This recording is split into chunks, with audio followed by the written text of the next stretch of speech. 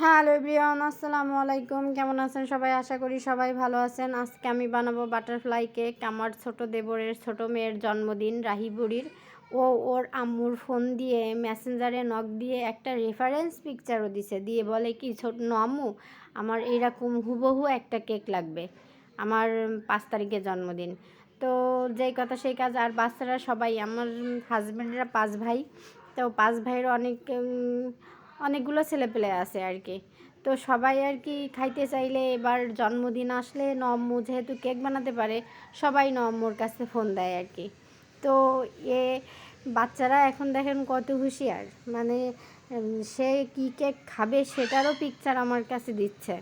তো চলেন দেখি আজকের কেকটা বানাই। ক্রাম কোটিং হয়ে গেছে। কেকের বেসটা বানানো দেখাতে পারিনি, কারণ আমার স্ট্যান্ড নেই, তো সেজন্য আমি সম্পূর্ণ ভিডিওটা আপনাদের দিতে পারি না। তো তারপরেও আমি চেষ্টা করব যে কেকের একটা A to Z ভিডিও আপনাদের সাথে শেয়ার করার জন্য। আমাকে অনেকেই বলছে যে একটা পুরো একটা রেসিপি দিতে কেকের। তো ইনশাল্লাহ আমি ট্রাই করব যে পুরো একটা রেসিপি কিভাবে তাড়াতাড়ি দেওয়া যায় আপনাদের সাথে শেয়ার করব। আর দেখেন মাশাল্লাহ আমার কেকের বেসটাও অনেক সুন্দর হয়েছে। আর এখন ক্রিম সেট করব। ক্রিম সেট করার পরে দেখেন একটা বাটারফ্লাইয়ের একটা মানে বোঝা যাচ্ছে যে এটা একটা বাটারফ্লাই কেক, অনেক সুন্দর হয়েছে। আর ক্রিম সেট করা কেক বানানো অনেক কষ্টের, ব্যাকগ্রাউন্ডে অনেক জিনিসপত্র থাকে। আর যারা কেক বানাতে পারেন তারাই তো জানেন যে কেক বানাতে গেলে অনেক কষ্ট হয়। তো চলেন এবার ডেকোরেশনের পালা। আর ও যে রেফারেন্স পিকচার দিছিল, একদম হুবহু ওই রকম করার চেষ্টা করছি। কেমন হয়েছে জানি না, আপনারা সবাই কমেন্ট বক্সে কমেন্ট করে জানাবেন যে আমার কেকটা কেমন হলো।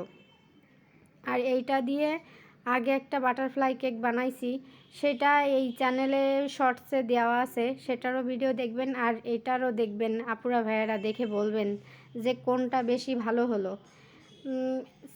সিমিলার না, তারপরেও রাখার চেষ্টা করছি, দেখে কমেন্টসে জানাবেন। আর আমার ভিডিওটা ভালো লাগলে লাইক করবেন, শেয়ার করবেন, আর আমার চ্যানেলটা সাবস্ক্রাইব করবেন, আমার পাশে থাকবেন।